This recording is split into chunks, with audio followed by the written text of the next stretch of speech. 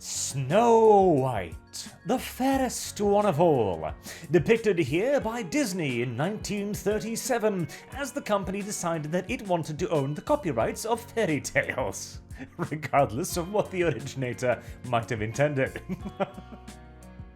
But, back then, the fairest of all was commonly known to refer to the fairness of the character's skin, and thus Snow White was remarkably pale.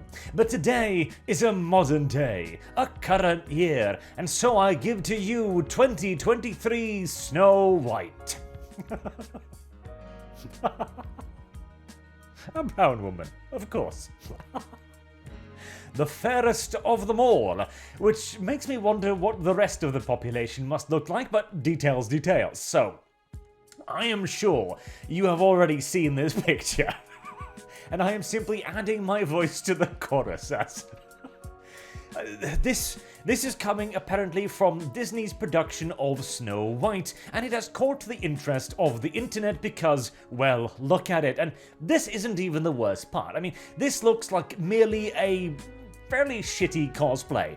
But no, the real clincher here is the 7 normally sized and extraordinarily diverse adult men. With 1 midget. Why, you might ask? It's a great question. So, apparently, Snow White and the 7 politically correct companions. First picture of new Disney live-action remake show Princess walking with diverse band of merry men and women after row overusing dwarf actors. So this is the article that started it all, claiming to have pictures from the little Snow White set. And yeah, apparently Disney got in trouble over casting dwarves as dwarves. Help me. Seriously. Like, we have arrived at a point in time where the word absurd might as well just be stricken from our common vocabulary entirely, for it holds absolutely no meaning any longer. Now, the whole little person thing has been going on for quite a while now, ever since Peter Dinklage made it big and elected to turn around and start pulling up the ladder as quickly as he possibly could. And so now, of course, it is very discriminatory to give people who are small roles in which they might actually fit. You know, like a certain character in another TV show based on a series of books, for example, that launched a fair handful of careers, as English remains a difficult language. Now, initially, for a while there as well, it came out that this was apparently fake pictures at the release. So Disney claimed that these were misrepresentative or fake, and they asked the original creator, Daily Mail, to issue a correction. This has since been backtracked again, where Disney initially claimed the pictures from the live-action set were fake, but later backtrack, having now simply claimed that, oh no, the pictures were fake, they weren't true. Okay, well, they were true, but they were not official photos, you see. Therefore, these were not the official pictures, and so they were fake. I don't know about this, Disney. I think that sounds a pinch desperate, in fact. The Daily Mail on Friday published photos from the set of Disney's upcoming live-action Snow White, sparking a storm of conservative backlash. I mean, if only the conservatives are pissed off about this, we know at least where the error in the populace lies. When the other half looks at, well, this and goes, ah yes, Snow White. Unironically, I made the point on Twitter that there are porn parodies, actual, genuine, unironic porn parodies that have taken more effort and, well, greater degrees of accuracy and care in their portrayal of the titular main character and the dwarves than Disney does.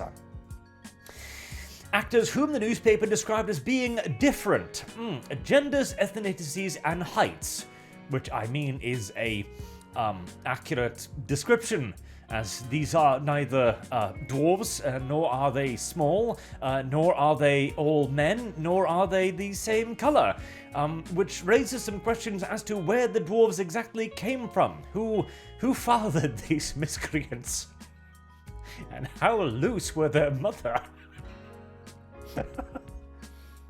See, that's the problem whenever Disney does this. It raises a whole host of rather uncomfortable questions. Oh, God. So, apparently, Disney's response to this, I believe they mentioned it here somewhere, maybe not, was that apparently Disney wanted to take the show in a different direction, you see. They wanted it to be more inclusive, diverse, and representative. Yup. The usual. And that is why Snow White is now a Latino woman, I believe, and the dwarves are not dwarves. And again, the word absurd simply has no meaning, no existence, no reason to continue to remain within our common everyday vocabulary. We can, shove it back to, I don't know, scientific studies, for example. We can place it up alongside, cisgender, if you must insist, as a scientific term. God damn it. Now, here's the thing. Just like The Little Black Mermaid, this is obviously not made to actually capture any sort of audience because, I mean, look at it. Honestly, The Little Black Mermaid looked a lot better by comparison. Maybe that's the point. Maybe again, this is simply just Disney's long con of ever creating slowly but surely worse and worse products until you arrive at a point where The Little Black Mermaid is remembered as an absolute cult classic. I mean, it's a brave move, certainly, and we'll see how it turns out, but I somehow think that it might be coming a little bit too late to fully come into effect, but oh well. This is being done simply so that Disney can, ironically enough, considering the original source material, continue to extend their own copyright over the character. See, the trick back in the day, because there was a whole lot of controversy when this shit started to begin originally, because of course, the entire idea of copyright wasn't really quite so uniform or thorough as it is today, where the idea that you could take somebody else's work, in this case a children's fairy tale, and go, mine now, because I animated it. Well, today that would be ridiculous and your ass would be sued by Disney to the moon and back. But back then it wasn't really, thoroughly codified. And even if it was, who was going to challenge Disney on this? As, who originally owns Snow White? Who originally owns the fairy tales, etc. and so on and so on. Disney now, however, they own it, and they intend to keep it for all eternity. And one part of this is to continuously release new iterations of the character, so that they can say, hold on. We own the rights to this character, this interpretation of the character.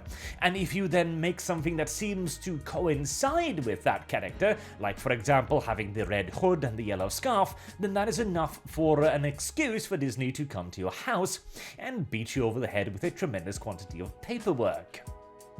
That is, in essence, what this is all about. Same with The Little Mermaid, etc. Because nobody likes live action. It's not popular. Everyone knows this. And, I mean, there are occasions where they are trying to, where it's like a misguided belief, like the god-awful Death Note live action. Oh, save me. Or the upcoming One Piece live action, for example, where there is probably some half-informed executive somewhere who's been told that this stuff is totally popular over in, Asia land or something, but it would totally not work with a Western audience, you see, because the Western audience, well, they're very picky. That's why they're devouring manga by the boatload, by the way. And so, we've got to make it with real actors. Aha. So, even that also could simply be a copyright thing, because, well, if you copyright the original thing, well, Netflix doesn't own that, so they can't make the toys out of it, if toys of a live-action One Piece will sell, which I somehow doubt.